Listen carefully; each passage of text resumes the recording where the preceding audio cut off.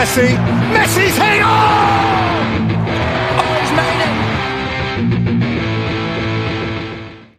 Hello again, welcome to another video from me. India's major football league, Indian Super League, ISL is back finally. அதாவது ஒரு மறுபிறவி எடுத்து ISL கோலாகலமா இல்ல ரொம்ப கேவலமா தொடங்கிருக்கு அப்படின்னு தான் சொல்லணும். உங்களுக்கு தெரியும், இதுக்கு முன்னாடி நம்ம வீடியோஸ்லாம் போட்டிருக்கோம். இந்தியன் ஃபுட்பால் எந்த நிலைமையில இருக்கு, எவ்வளவு கேவலமான நிலைமையில இருக்கு. இங்க வந்து ஒரு அவங்களோட பிரீமியர் லீக்லாம் கூட விட்டுருங்க, ஒரு பிரைமரி லீக் இல்ல அவங்களோட ஒன்லி லீக், அதாவது ஆடியன்ஸுக்குலாம் தெரிஞ்சு ஒரு மேஜர் லீக் வந்து அதையே நடத்துறதுக்கு வந்து இங்க அவ்வளவு பிரச்சனை இருந்துச்சு. இப்போ வந்து ஸ்பான்சர்ஸ் கிடைக்காம நான் சொன்ன ஏஏஎஃப்எஃப் இந்தியாவோட ஃபுட்பால் ஃபெடரேஷன் அவங்க பண்ண விஷயங்களாகட்டும், அவங்க எதுவுமே வந்து ஒழுங்கா பண்ணல, எதுவுமே ஒழுங்கா மேனேஜ் பண்ணல, வெறும் காசு காசு காசு அதையும் நல்லா வாரி அழிச்சு எந்த இடத்துல செலவு பண்ணணுமோ அதெல்லாம் ஒழுங்கா பண்ணாம ஒரு லீக் கூட மொத்தம் நம்ம நடத்துறதுக்கு வந்து ஃபுட்பால் வேர்ல்டு ஃபுல்லா எவ்வளவு ஒரு ஃபேமஸான ஒரு ஸ்போர்ட்னு எல்லாருக்கும் தெரியும். பட் அதோட ஒரு லீகை கூட இந்தியாவில ஒரு மோஸ்ட் பாப்புலேட்டட் கண்ட்ரில நடத்துறதுக்கு சரியான எப்படி சொல்றது இன்ஃப்ராஸ்ட்ரக்சர் ஒரு சரியான எதுவுமே ஒழுங்கா இல்லை. இங்க அப்படிதான் இருந்துச்சு. Players like Sunil Chhetri, Gurpreet Singh Sandhu, goal keeper எல்லாருமே, Indian team goal keeper, captain, players எல்லாருமே வந்து அவங்களோட கன்சர்ன் தெரிவிச்சு இந்த மாதிரி டைம்ல இந்தியன் ஃபுட்பால் இல்லாதவங்க, அதுவும் சுனில் சேத்ரிலாம் ரிட்டையர் ஆயிட்டு திரும்ப ஒரு ஏஎஃப்சி அந்த ஏஷியன் கப் குவாலிஃபிகேஷன் விளையாடி அதுலயும் இந்தியா குவாலிஃபை ஆகாம திரும்ப ஒரு ரிட்டையர்மெண்ட், அதாவது ரிட்டையர் ஆயிட்டு திரும்ப விளையாடி திரும்ப ரிட்டையர் ஆயிட்டு வந்திருக்காரு. அவருக்குலாம் இந்த மாதிரி டைம்ல வந்து எங்களுக்கு இந்த லீக் தான் லைக் ஃபுட்பால் நாங்க ரெகுலரா டச்ல இருக்க மாதிரி விளையாடுறதுக்கு எங்களோட ஹார்ட் அண்ட் சோல் போட்டு விளையாடுற மாதிரி இருக்கும். பட் அதையே இங்க வந்து நடத்த முடியல அப்படின்னும் போது அதுதான் வந்து ரியாலிட்டியா இருக்கு. ஸோ பட் அதுதான் இப்போ அப்படி இப்படி சுத்தி உங்களுக்கு இந்த ஸ்டோரி எல்லாமே தெரியும். நம்ம போன வீடியோல பார்த்த ஒரு கிளிம்ஸ் மாதிரி தான் இப்போ இவ்வளவு நேரம் சொல்லிட்டு இருந்தேன்.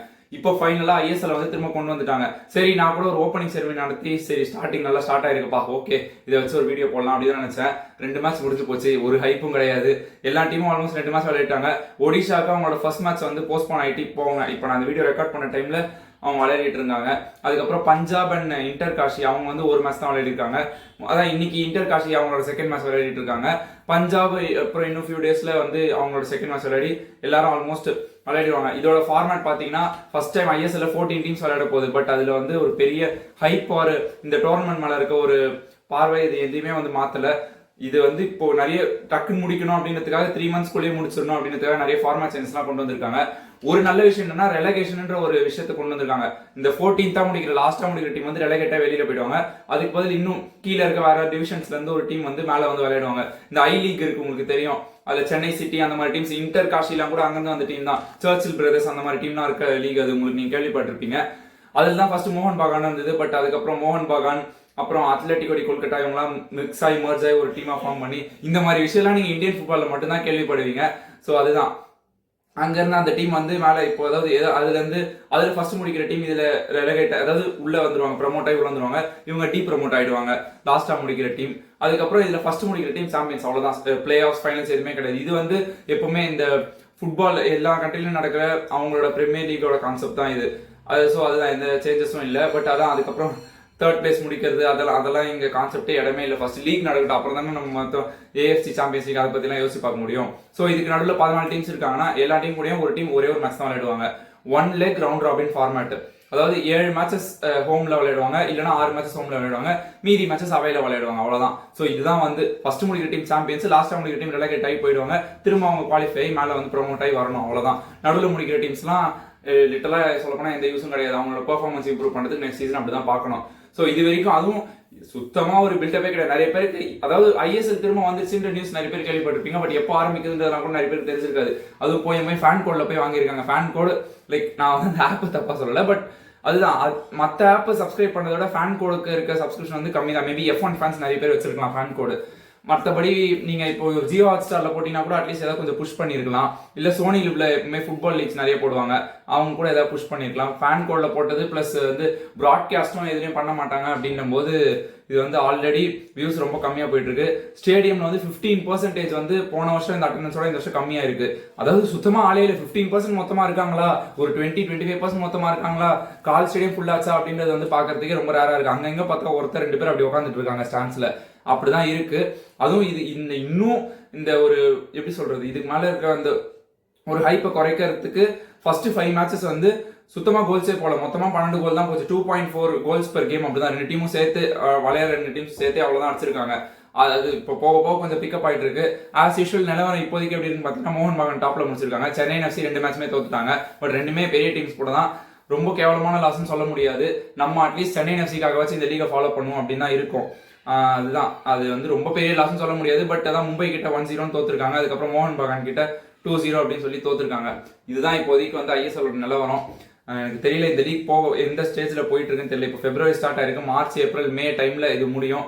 எனக்கு தெரிஞ்சு ஐஎஸ்எல் பத்தி போடுற வீடியோ ஏதாவது நடுவில் ஏதாச்சும் ஒரு பெரிய க்ரோ இல்லை, இதை விட ஆல்ரெடி ரொம்ப கேவலமான நிலைமையில தான் இருக்கும். இதை விட அதெல்லாம் பாதாள நிலைமைக்கு போச்சு, ஒரு கண்டென்ட் இருக்கு வீடியோ போடணும் அப்படின்னா இதை பத்தி பேசுவோம். இல்லைன்னா எனக்கு தெரிஞ்சு லாஸ்டா மே மந்த் யாரு வின் பண்ணாங்க, அதாவது வின்னர்ஸ் ஆனதுக்கு அப்புறம் இந்த டோர்னமெண்ட் எப்படி போச்சு அப்படின்னு ஒரு ஓவர் கொடுத்துட்டு நெக்ஸ்ட் சீசன் எப்படி போகும், திரும்ப ஏதாச்சும் பிரச்சனை வருமா, ஒழுங்கா நெக்ஸ்ட் சீசன் நடத்திடுமா அப்படின்ற விஷயம்லாம் வந்து நம்ம எனக்கு தெரிஞ்சு பார்ப்போம். இப்போதைக்கு நான் அதுதான் ஒரு ஓப்பனிங் செரிமனி கிடைக்கும், அப்படியே இந்த டோர்னமெண்ட்டுக்கு வந்து அப்படியே ஒரு ப்ரிவியூ அப்படி அந்த மாதிரி ஏதாவது கொடுத்து ஸ்டார்ட் பண்ணி நம்ம வந்து ஹைப் ஏற்றி விட்டுலாம். அதுக்கப்புறம் போக எப்படி நடக்கும்னு பார்க்கலாம்னு பார்த்தா ஓப்பனிங் செரிமனி அந்த டோர்னமெண்ட்டுக்கு நடத்தல, அதுதான் விஷயம்.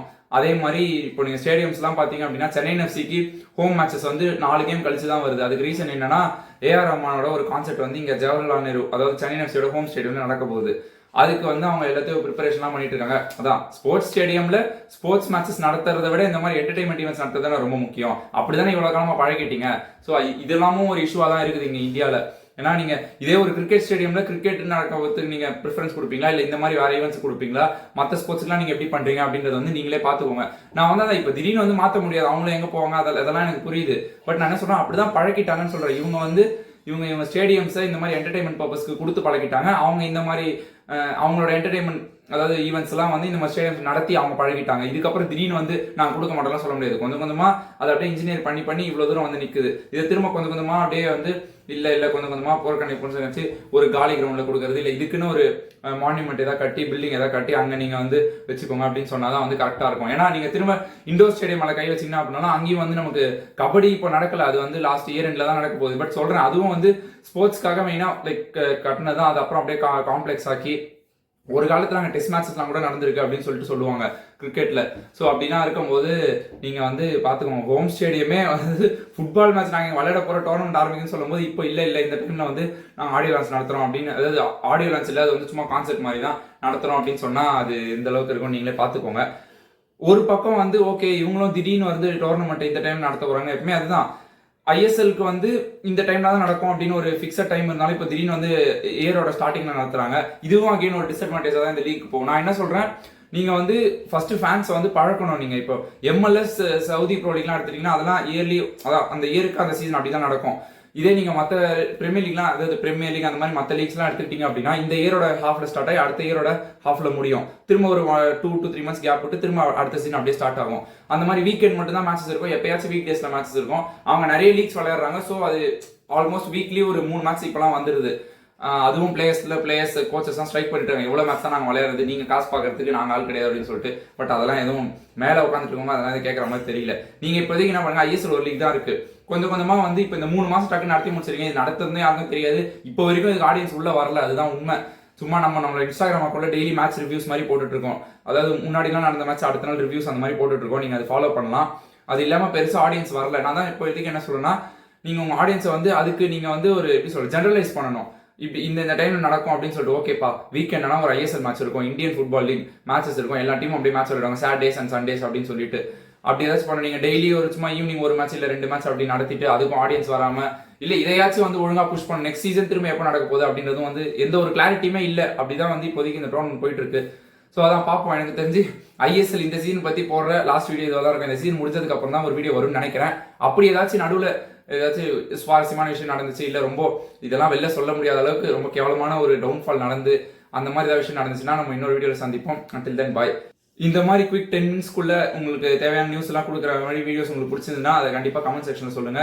உங்க ஃப்ரெண்ட்ஸுக்கு ஷேர் பண்ணுங்க, கமெண்ட் பண்ணுங்க, லைக் பண்ணுங்க, சப்ஸ்கிரைப் பண்ணுங்க. தேங்க்யூ.